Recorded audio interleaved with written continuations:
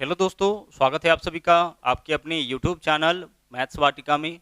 दोस्तों मैं हूं रुपेश यादव और आज के क्लास को शुरू करने से पहले कुछ ज़रूरी जानकारी आपको हम यह दे दें कि आप हमारी क्लासेस को अनअकैडमी पर भी देख सकते हैं। अनअकैडमी पर हमारी क्लासेज प्रत्येक दिन सुबह 9 बजे और 11 बजे से लगाई जाएंगी, यानी 9 से 10 और 11 से 12 में आप हमारे साथ इस प्लेटफॉर्म के ऊपर लाइव जुड़ सकते हैं। 9 से 10 में हम लोग रीजनिंग का एमसीक्यू करेंगे और 11 से 12 में हम लोग मैथमेटिक्स का एमसीक्यू करेंगे। इस क्लास को एक्सेस करने के लिए आपको अनअकैडमी लर्निंग ऐप इंस्टॉल करना पड़ेगा, जिसका लिंक इस वीडियो के डिस्क्रिप्शन में है। साथ में इस वीडियो के डिस्क्रिप्शन में मेरा प्रोफाइल लिंक भी आपको मिल जाएगा, जिस पर क्लिक करके आप हमें फॉलो कर सकते हैं। अगर आप हमें एक बार फॉलो कर लेते हैं, उस केस में जब भी हम इस प्लेटफॉर्म के ऊपर लाइव होंगे तो उसका नोटिफिकेशन आपको मिल जाएगा और आप क्लास को जो है वो समय से ज्वाइन कर सकते हैं। इसके अलावा मेरी जो भी क्लासेज इस प्लेटफॉर्म के ऊपर होंगी उसको फ्री में एक्सेस करने के लिए आपको इस कोड का उपयोग करना पड़ेगा, RMV10। इस कोड का उपयोग करके हमारी सभी क्लासेज को इस प्लेटफॉर्म के ऊपर आप फ्री में एक्सेस कर सकते हैं। तो चलिए आज के क्लास की हम लोग शुरुआत करते हैं। पहला क्वेश्चन आपके सामने है, जो कि आपका कंपाउंड इंटरेस्ट यानी कि चक्रवृद्धि ब्याज से है। बोला है 7620 रुपए का ऋण 16.2/3% वार्षिक चक्रवृद्धि ब्याज के दर पे, देखो यह छूट गया था जिसको हम बाद में लिखे हैं, वार्षिक चक्रवृद्धि ब्याज के दर पर 3 वर्षों के लिए दिया गया। यदि इस ऋण को 3 बराबर किस्तों में चुकाना हो तो प्रत्येक किस्त का मान क्या होगा। यह क्वेश्चन आपका किस्त वाला है, इंस्टॉलमेंट वाला है और हमें प्रत्येक किस्त का मान निकालना है। और प्रत्येक किस्त का मान हम लोग कैसे निकालते हैं, इसका ट्रिक हम लोग सीखेंगे। देखिए यह जो क्वेश्चन है ना, किस्त वाला क्वेश्चन, वह दोनों जगह पूछा जाता है, सीआई में भी और एसआई में भी। सीआई में देखिए सोल्व करने का ट्रिक क्या होगा, जो भी आपका रेट है ना, सबसे पहले आप उसका वैल्यू निकालिए। तो रेट है 16.2/3%, इसका वैल्यू आप भिन्न में निकालिए तो पूर्णांक तोड़िए, 16 × 48 = 50/3। 16.2/3% का वैल्यू क्या होगा, 50/3। और प्रतिशत हटाएंगे ना, प्रतिशत लगा हुआ है तो प्रतिशत हटाएंगे तो बट्टा में क्या लिखेंगे, हम 100 लिखेंगे। ठीक है, 16.2/3 का मान क्या होगा, 50/3 और प्रतिशत हटाएंगे तो बट्टा में 100 लिखेंगे।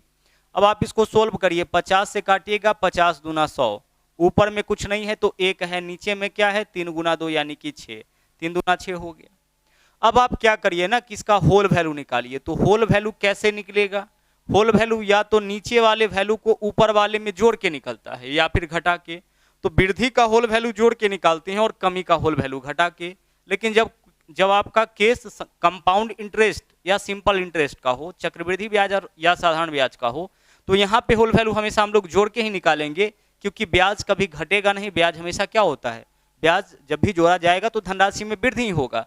तो यहाँ पे होल वैल्यू हमेशा जोड़ के निकालते हैं। कैसे जोड़ते हैं समझिएगा, जो नीचे वाला वैल्यू है उसको ऊपर में ऐड करिए, तो 6 और 1 7, 1/6 है ना, तो 6 को 1 में ऐड करिए 7, और नीचे में हमेशा सेम रहेगा यानी 7/6। तो 16.2/3% का होल वैल्यू कितना आ गया, वैल्यू आया 1/6, होल वैल्यू 7/6।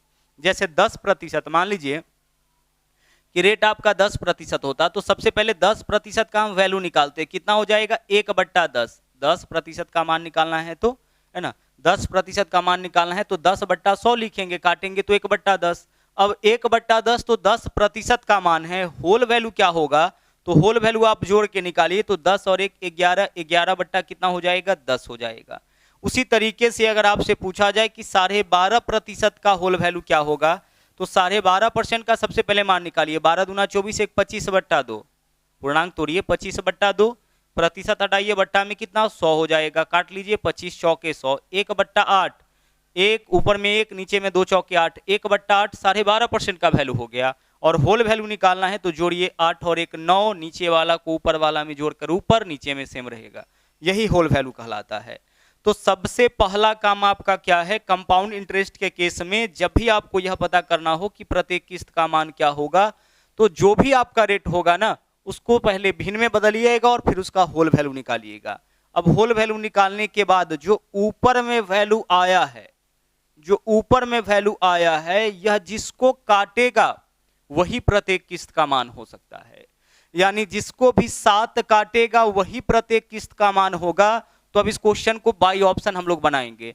इसको काट के देखिए, 7 या 21, 4 44, 7 के पहाड़ा में 44 नहीं है, यह 7 से नहीं कटेगा, यानी प्रत्येक किस्त का मान 2540 नहीं हो सकता है। पहले होल वैल्यू निकालेंगे और ऊपर वाले वैल्यू से जो कटेगा वही प्रत्येक किस्त का मान हो सकता है। इसको काटिए, 7 छके 28, 7 चौके 28, 6 7 9 63, यह आपका हो सकता है। ठीक है, अभी फाइनल आंसर तक नहीं पहुंच रहे हैं, यह हमारा आंसर हो सकता है। आगे चलिए इसको चेक करते हैं। 7 चौके 28, 4 46, 7 के पहाड़ा में 46 नहीं है, यह भी हमारा आंसर नहीं हो सकता है, यह भी प्रत्येक किस्त का मान नहीं हो सकता है। 7 चौके 28, 5 58, 7 के पहाड़ा में 58 नहीं है, मतलब यह भी नहीं हो सकता है। तो 3 ऑप्शंस आपका गलत है, यानी जो चौथा ऑप्शन एकमात्र बचा है ऑप्शन बी, वही हमारा आंसर होगा। जो ऊपर वाले वैल्यू से कटेगा वही आंसर होगा। अब मान लीजिए क्वेश्चन ऐसा आ जाता जहां दो ऑप्शन 7 से कट जाता, तो हम क्या करते? ध्यान से समझिएगा, अगर दो ऑप्शन 7 से कट जाता तो हम क्या करते? तो उस केस में है ना, 7 से अगर 2 ऑप्शन कटता तो फिर उसको हम 7 के स्क्वायर यानी 49 से काटते। अब 49 से अगर 49 से उस दोनों में से जो कटता वो हमारा आंसर हो जाता। अगर मान लीजिए कि 49 से भी दोनों कटता तो फिर 7 के क्यूब 343 से चेक करते और यहाँ पे आपका कंफर्म हो जाता, चूंकि केस 3 साल का है, यहाँ पे आपका कंफर्म हो जाता कि दोनों में से कौन हमारा आंसर होगा। ओके, चलिए आगे देखिए।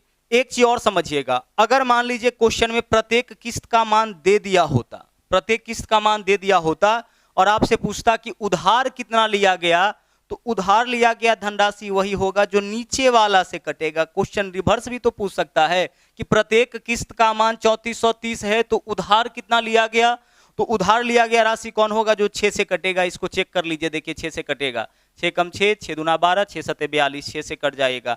तो कहने का यह मतलब है कि प्रत्येक किस्त का मान पूछे तो जो ऊपर वाला से कटेगा, और उधार लिया गया धनराशि पूछे तो जो नीचे वाला से कटेगा, वही हमारा आंसर हो जाएगा। बढ़ते हम लोग अगले क्वेश्चन में। अगला क्वेश्चन देख लीजिए क्या है। यह क्वेश्चन आपका रेशियो से है, अच्छी तरह से इस कॉन्सेप्ट को भी हम लोग यहाँ पे समझेंगे।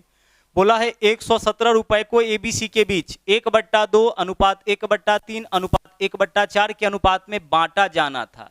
देखिए बांटा जाना था मतलब ऐसे बांटने का जो है ना निर्णय लिया गया कि भाई इस तरीके से बांटना है, 1/2 अनुपात 1/3 अनुपात 1/4।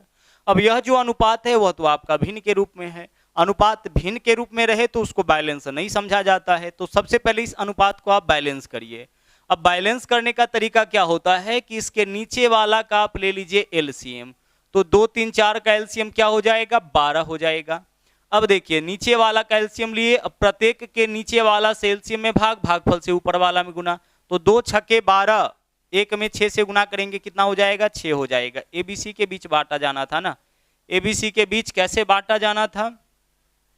एबीसी के बीच बांटा जाना था 1/2 अनुपात 1/3 बांटना था। ठीक है, इस चीज को लिखेंगे सबसे पहले, बांटना था किस अनुपात में? 1/2 अनुपात 1/3 अनुपात 1/4। अब इसको बैलेंस कर रहे हैं, 2 3 4 का एलसीएम 12। अब नीचे वाला से भाग कर एलसीएम में भागफल से ऊपर वाला में, तो 2 छक्के 12, 1 में 6 से गुना करेंगे 6, यानी ए का वैल्यू क्या होगा? 6 होगा, है ना। ए को कितने रुपए देना था? 6 रुपए। 3 चौके 12, 1 में 4 से गुना करेंगे 4, यानी बी को कितना रुपया मिलना था? 4 रुपया। और सी को कितना मिलना था? 4 तिया 12, 1 में 3 से गुना करेंगे 3। यहाँ जो वैल्यू भिन्न के रूप में लिखा गया था ना, जो भिन्न के रूप में लिखा गया था, बस उसको बैलेंस करके हम लिख दिए हैं। ठीक है, क्योंकि जब भी रेशियो भिन्न के रूप में रहेगा वह वहां से हम लोग कैलकुलेशन नहीं कर पाएंगे। तो सबसे पहले भिन्न हम लोग हटाएंगे। हटाने का तरीका क्या हमने बताया कि नीचे वाला का एलसीएम लीजिए, प्रत्येक के नीचे वाला से एलसीएम में भागफल से ऊपर वाले में गुना। ओके, तो इस अनुपात में बांटना था, लेकिन क्या किया कि गलती से इसको 2 3 4 के अनुपात में बांट दिया। लेकिन बांट कैसे दिया? जो बांटने के लिए गया है ना, वह बांट कैसे दिया है इसको? तो इसको बांट दिया है 2 3 4 के अनुपात में, यानी ए को 2 रुपए दिया, बी को 3 रुपए दिया और सी को 4 रुपए दिया। इस तरीके से बांट दिया। हालांकि बांटना ऐसे नहीं था, बांटना तो इस तरीके से था, लेकिन ऐसे बांट दिया। अब बोला है कि इस प्रकार उनमें किसको सबसे अधिक लाभ होगा? सबसे अधिक लाभ किसको होगा और कितना होगा? तो सबसे अधिक लाभ किसको होगा, पहले हम यह निकालते हैं। जैसे बांटना था उसमें देखिए सबसे कम किसको मिलने वाला था? सी को। जिस तरीके से बांटना था उसमें सबसे कम किसको मिलने वाला था? सी को। और सबसे ज्यादा किसको मिलने वाला था, ए को, लेकिन जिस तरीके से बांट दिया है उसमें देखिए 2 3 4 के अनुपात में बांट दिया, तो इसमें सबसे अधिक किसको मिल गया, देखो ए को 2 मिला, बी को 3, सी को 4, यानी सबसे अधिक किसको मिला, सी को। जिसको सबसे कम मिलना चाहिए था उसको सबसे ज्यादा मिला, किसको सबसे ज्यादा मिला, तो जिस तरीके से बांटा है, बांट दिया है, उसमें सी को सबसे ज्यादा मिला, यानी सबसे अधिक फायदा किसको होगा, सी को। तो यह दोनों तो आपका गलत हो गया, ठीक है। अब कितने रुपए का फायदा होगा यह निकालते हैं, तो इसके बीच में बांटना कितना था, 117, तो सबसे पहले 117 को इस अनुपात में बांट के देखते हैं किसी को कितना मिलेगा। तो 6 4 10 3 13 है, 13 को 117 बनाइए, 13 नामा 117, तो जब 9 से गुना करिएगा तो सी को कितना रुपए मिल जाएगा, 27 रुपए, यानी जैसे बांटना था उसमें सी को कितना मिलता, 27 रुपए। अब जैसे बांट दिया है उसमें सी को कितना मिलेगा, तो इसमें सी का हिस्सा 117 में सी का हिस्सा देखिए क्या होगा, 2 3 5 4 9, 9 को 117 बनाइए, कितना से गुना, 13 से गुना। अब 13 से गुना करिए, 13 से गुना करिएगा तो अब सी का हिस्सा क्या बनेगा, 52 बनेगा। सी को मिलना चाहिए था मात्र 27 रुपए और सी को मिल गया 52 रुपए। कितना ज्यादा मिला, 52 जो है 27 से कितना ज्यादा है, 25, यानी सबसे अधिक फायदा सी को होगा और फायदा होगा कुल मिला के 25 रुपए का। चलिए बढ़ते हैं आगे, अगला क्वेश्चन देख लीजिए क्या है। अगला क्वेश्चन है आपका, कोई धन चक्रवृद्धि ब्याज के दर पर 4 वर्ष में तिगुना हो जाता है तो 27 साल उसी दर से वह 27 गुना कब होगा, ठीक है। 4 साल में तिगुना, देखिए चक्रवृद्धि ब्याज के दर से 4 साल में यानी कि 4 ईयर्स में जो है ना, यह आपका क्या हो जा रहा है, तिगुना हो जा रहा है, ठीक है। 4 साल में यह तिगुना, मतलब जितना भी धन है उसका 3 गुना 4 साल में। तो हम लोगों से यह क्वेश्चन पूछ रखा है कि भाई कितने वर्ष में यह 27 गुना हो जाएगा, यह आप बताओ, कितने साल में यह 27 गुना हो जाएगा, यह आपको बताना है। यह जो क्वेश्चन है यह भी आपका सिंपल और कंपाउंड दोनों जगह पूछा जा रहा है, सेम डाटा के साथ, सेम भाषा के साथ। सीआई में भी क्वेश्चन पूछा जाता है और एसआई में भी। अभी क्वेश्चन आपका सीआई में है कि 4 साल में तिगुना तो कितने साल में 27 गुना। अब इसमें हम लोग क्या करते हैं ना कि जिसके साथ गुना लगा रहता है उसको n1 n2 से दर्शाते हैं। तो पहला बार जिसके साथ गुना लगा होगा उसको n1 से, और दूसरा बार जिसके साथ गुना लगा होगा उसको n2 से दर्शाएंगे। और जो टाइम होगा ना उसको t1 t2 से। तो जो पहला टाइम है उसको t1 से और जो दूसरा टाइम है उसको हम लोग दर्शाएंगे किससे, t2 से। अब इस क्वेश्चन में क्या है कि n1 n2 का वैल्यू पता है, t1 का वैल्यू पता है, t2 का वैल्यू पूछा है। देखिए n1 n2 का मान पता है, t1 का मान पता है, किसका मान पूछा है, t2 का मान पूछा है। कैसे t2 का मान निकालते हैं देखिएगा, हमें एक छोटा सा चीज सोचना है कि n1 का पावर कितना रखे कि n2 आ जाए। क्या सोचना है कि n1 का पावर हम कितना रखे, इस 3 का पावर कितना रखे कि n2 यानी कि 27 आ जाए। तो 3 का पावर 3 रखने से 27 आएगा। फिर से सुनिएगा क्या आपको सोचना है कि n1 का पावर कितना रखे कि n2 आ जाए। तो 3 का पावर 3 रखिएगा तो 27 आ जाएगा। तो 3 रखने से, तो n1 का पावर जितना रखने से n2 आएगा ना, t1 में उतना से आपको गुना कर देना है, इससे t2 निकल जाएगा। तो 4 तिया 12 साल, यही वैल्यू किसका हो जाएगा आपका, t2 का। पूछा था कितने साल में धनराशि 27 गुना, आंसर क्या होगा, 12 वर्षों में। n1 का पावर जितना रखने से n2 आएगा, t1 में उतना से गुना करेंगे तो t2 आ जाएगा, ठीक है। अब इसी क्वेश्चन में ध्यान से समझिएगा, इसी क्वेश्चन में अगर मान लीजिए कि ऐसे कर दिया होता, इसी क्वेश्चन में मान लीजिए कि t2 का वैल्यू दे दिया गया होता और n2 का वैल्यू पूछ लेता, यह भी तो पॉसिबल है ना। मान लीजिए कि इस क्वेश्चन में अगर दे देता कि भाई 12 साल में कितना गुना हो जाएगा यह बताओ आप, तो अभी आपने जो थ्योरम देखा उसी का उल्टा काम कर देना है। आपने क्या देखा कि n1 का पावर जितना रखने से n2 आएगा, t1 में उतना से गुना करेंगे तो t2, यानी t1 से t2 लाने के लिए गुना करते हैं और n1 से n2 लाने के लिए पावर डालते हैं। तो इसी का उल्टा t1 का पावर कितना t1 में कितना से गुना करेंगे तो t2 आएगा 3, तो n1 का पावर आप उतना रख दीजिए, इससे क्या आ जाएगा आपका, n2 आ जाएगा। तो दोनों चीज आप कर सकते हैं, आपसे t2 पूछेगा उसको भी निकाल सकते हैं और n2 पूछेगा उसको भी आप निकाल सकते हैं। आगे बढ़िए, अगले क्वेश्चन में आइए।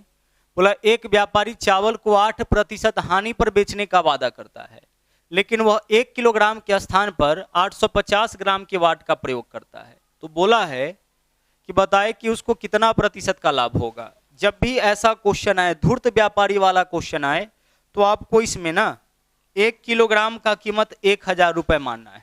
1 किलोग्राम का कीमत कितना मानना है? 1000, क्योंकि 1 किलोग्राम में 1000 ग्राम होता है, तो प्रत्येक ग्राम का कीमत हम 1 रुपए मानेंगे, तो 1000 ग्राम का कीमत 1000 रुपए।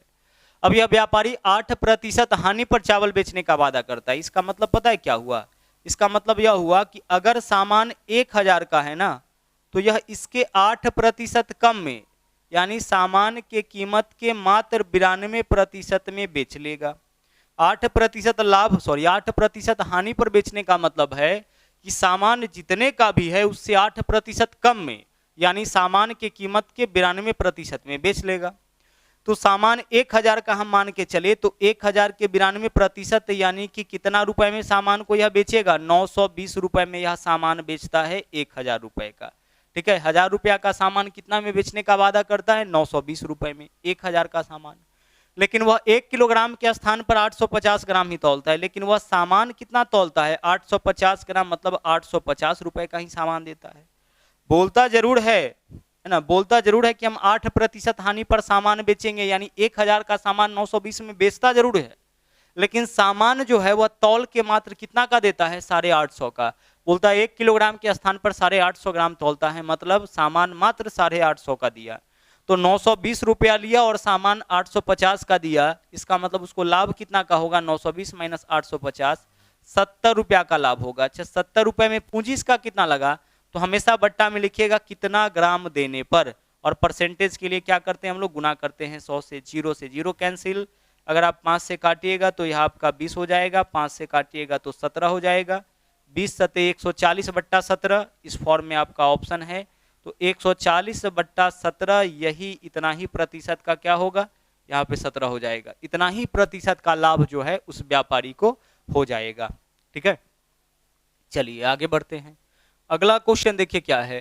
बोला है किसी चुनाव में 2 प्रत्याशी खड़े थे, जिनमें एक प्रत्याशी को वैध मतों का 65%। देखो, पहला प्रत्याशी को कितना वोट मिला है?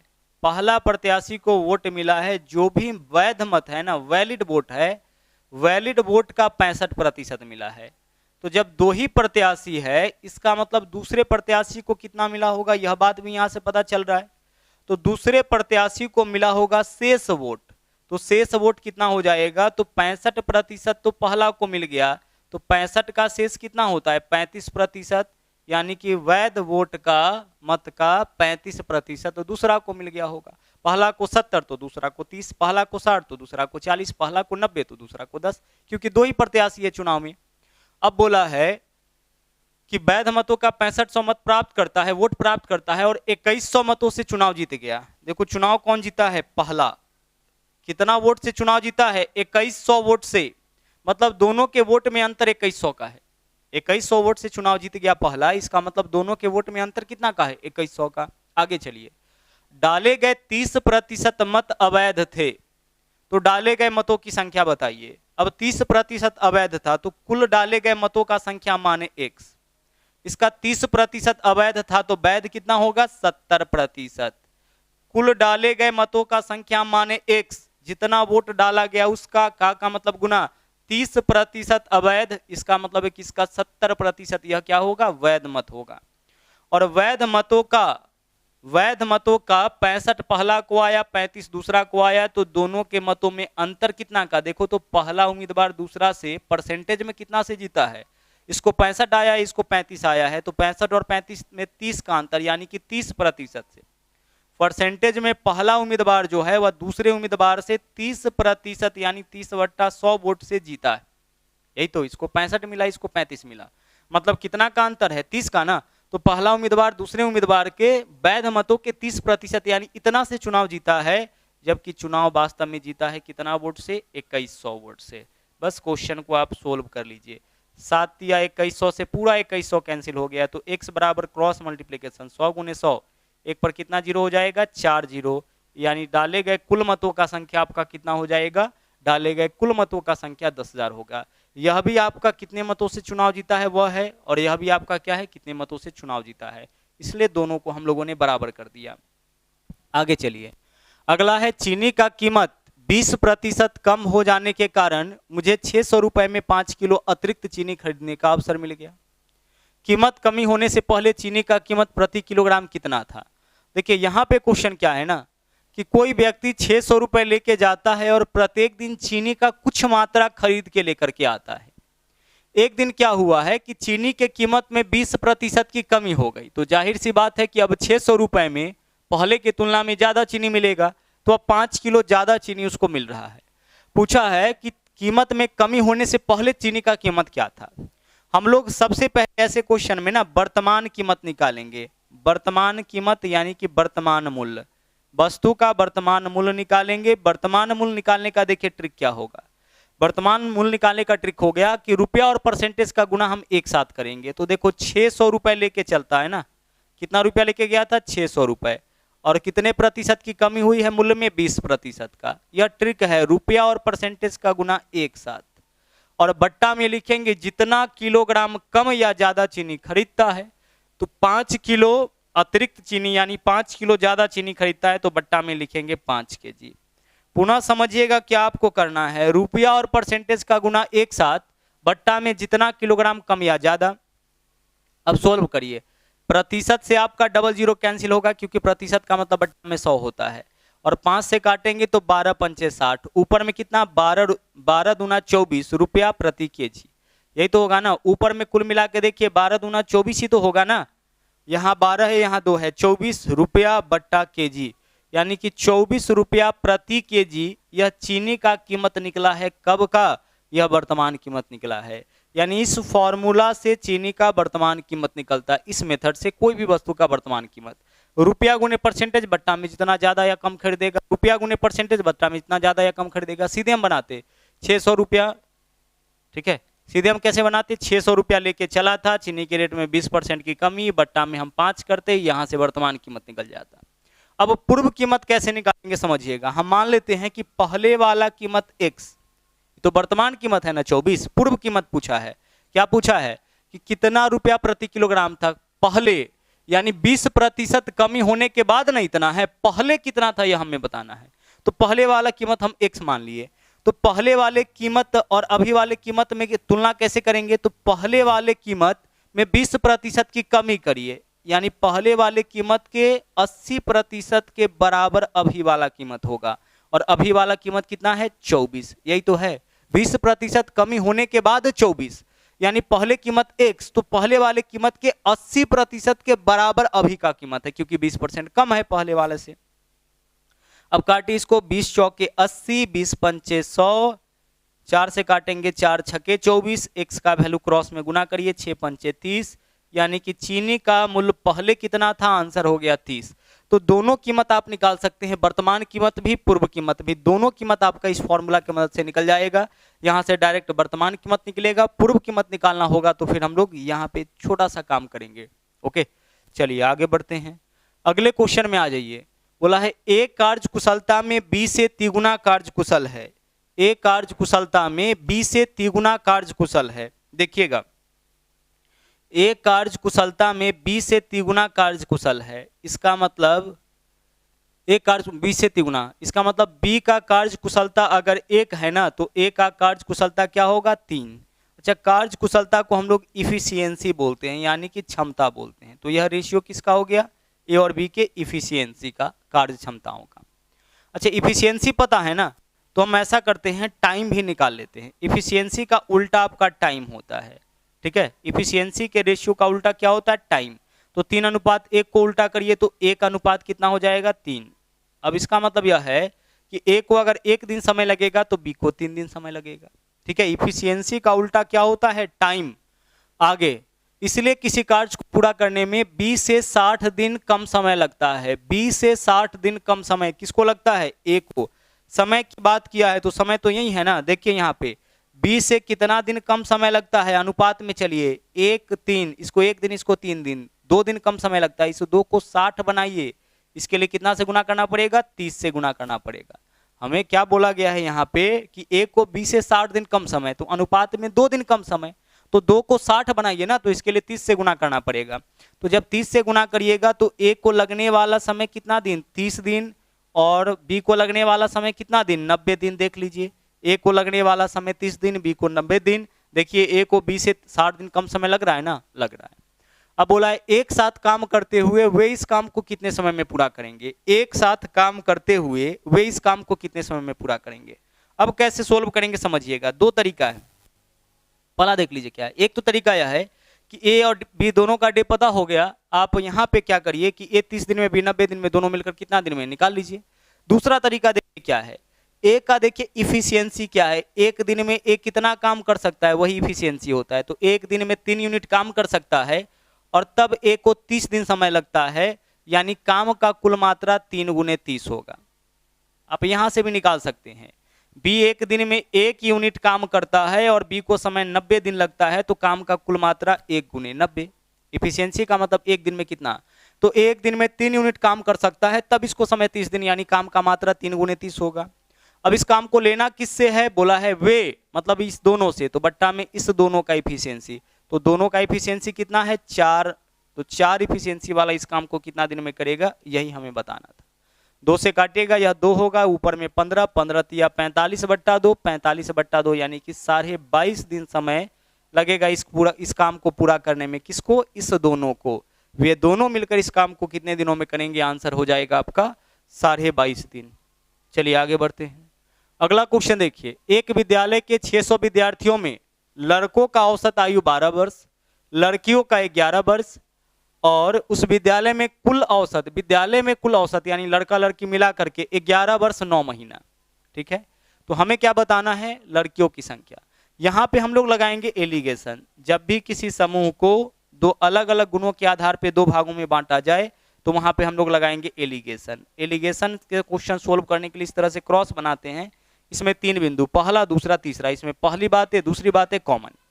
सबसे पहले देखिए बोला क्या है कि लड़कों का औसत आयु 12 वर्ष। अब यह 12 साल जो है ना, 12 ईयर, यह लड़कों का औसत आयु है, तो बी से हम डिनोट किए लड़का को। और लड़कियों का औसत आयु देखिए कितना है 11 वर्ष, 11 वर्ष, तो 11 वाई फॉर ईयर वर्ष। और विद्यालय का कुल औसत आयु 11 वर्ष 9 महीना, 11 वर्ष यानी 11 साल और 9 महीना यानी कि 9 मंथ्स, यह पूरे विद्यालय का। देखिए यह औसत आयु किसका है, लड़का का, यह किसका, लड़की का, यह किसका, पूरे विद्यार्थी का, लड़का लड़की विद्यार्थी। ठीक है, अब क्या करना है ना आपको यहाँ पे, अब क्या करना है आपको यहाँ पे कि इस दोनों का जो डिफरेंस है उसको यहाँ पे लिख देना है। तो 12 साल में से 11 साल 9 महीना माइनस करिएगा तो कितना बचेगा आपका, 3 महीना बचेगा। ध्यान दीजिएगा, अरे 12 साल है, 12 साल में से 11 साल 9 महीना माइनस करिए, 12 साल में से 11 साल माइनस करिएगा 1 साल, 1 साल में से 9 महीना माइनस करिएगा तो 3 महीना बचेगा। तो 3 मंथ और 11, इसमें से इसको क्रॉस में घटा के लिखते हैं ना, तो 11 साल 9 महीना में से 11 साल माइनस करिएगा तो कितना बचेगा, 9 महीना बचेगा। दोनों में महीना, महीना से महीना कैंसिल, 3 से काटे, 3 तिया 9, 3 एकम 3, यानी लड़का और लड़की के संख्या में 3:1 का अनुपात। लड़का और लड़की के संख्या में, तुलना किस आधार पे छोड़ दीजिए, नीचे क्या निकलता है, दोनों के संख्या का अनुपात। तो लड़का और लड़की के संख्या में 3:1 का अनुपात, मतलब इस समूह में जो विद्यार्थियों का समूह है 600 विद्यार्थियों का, इसमें लड़का और लड़की 3:1 के अनुपात में। अब बोला है लड़कियों की संख्या ज्ञात करिए।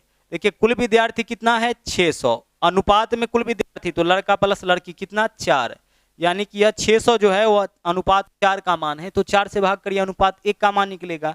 हमें किसका संख्या बताना है, लड़कियों का। लड़कियों का संख्या कितना है, अनुपात 1, अनुपात 1 का मान निकालना है तो 1 से गुणा करिए, 4 से काटिए, 15 चौके 60 यानी कि 150।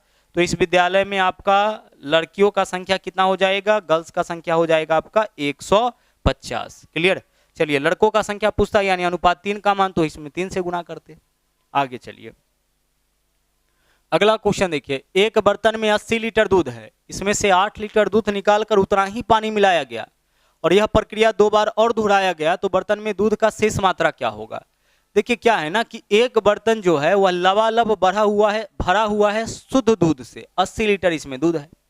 अब इसमें से 8 लीटर दूध निकाला और उतना ही पानी डाला, फिर से अगला बार फिर से 8 लीटर मिश्रण निकाला और फिर उतना ही पानी डाला, और यह प्रक्रिया 1 बार और, यानी कुल मिला के 3 बार इस प्रक्रिया को किया गया है। तो पूछा है कि अंत में शेष दूध की मात्रा क्या होगी। पहला बार जब 8 लीटर दूध निकालेंगे तो दूध कितना रहेगा 72, और जब 8 पानी डालेंगे तो बर्तन में जो है वो मिश्रण का मात्रा तो 80 ही रहेगा, लेकिन उसमें दूध रहेगा 72, 8 रहेगा पानी। अगली बार जब इसमें से 8 लीटर मिश्रण निकालेंगे तो अब दूध कितना निकलेगा, पानी कितना निकलेगा, थोड़ा मुश्किल होगा निकालना। तो डायरेक्ट इस क्वेश्चन को बनाने के लिए हम एक फॉर्मूला यूज करेंगे, शेष दूध की मात्रा। ठीक है, शेष दूध की मात्रा। अब शेष दूध की मात्रा निकालने का फॉर्मूला हम लोग यूज करेंगे यहाँ पे a इंटू 1 माइनस बी बट्टा ए का power n। a into 1 minus B का पावर क्या लिखेंगे, n, जहां पे a के जगह क्या लिखेंगे, दूध की आरंभिक मात्रा। ठीक है, जो भी शुद्ध वस्तु होगा ना उसकी आरंभिक मात्रा को हम लोग a से दर्शाएंगे, दूध की आरंभिक मात्रा। ठीक है, b से कितना, b से किसको डिनोट करेंगे, जितना डाला या निकाला जाएगा। ठीक है, मात्रा जितना आपका निकाला या डाला जाएगा। और n का मतलब होगा प्रक्रियाओं की, n का मतलब प्रक्रियाओं की संख्या। ओके, a से क्या दर्शाएंगे, a से दर्शाएंगे हम लोग, a के जगह लिखेंगे दूध की आरंभिक मात्रा।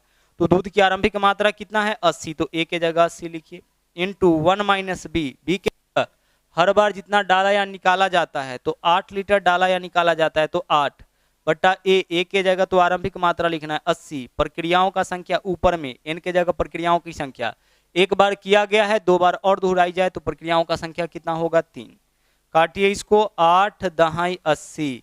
ठीक है, ऊपर में क्या बचेगा, 1। अब 80 गुने 1 में से 1/10 माइनस करेंगे, कितना होगा, 9/10, क्यूब है तो क्यूब करिए, सोल्व इसको करिए। 80 के जगह 80 रखिए, देखिए 9 का क्यूब अगर आप करते हैं तो 729 हो जाएगा, और 10 का क्यूब अगर आप करते हैं तो 1000 हो जाएगा। 0 से 0 काटिए, 8 से गुना करके फिर 100 से भाग, 9 × 72, 2 हासिल 7, 8 दूना 16, 7 23, 3 हासिल 2, 7 8 56 और 2 58, 58 132 में 100 से भाग करेंगे, 2 अंक के बाद दशमलव, यानी कि 58 दशमलव क्या हो जाएगा, 58.32 लीटर, यही आपका शेष दूध का मात्रा हो जाएगा। अब अगर पानी का मात्रा पूछे तो कुल मिश्रण कितना लीटर है, 80 लीटर, 80 लीटर में इतना दूध है तो शेष क्या हो जाएगा, पानी हो जाएगा। ठीक है, चलिए आगे बढ़ते हैं। चलिए तो आज के लिए इतना ही, वापस मुलाकात होगी अगले दिन फिर से एक नए सेट के साथ। थैंक यू, जय हिंद।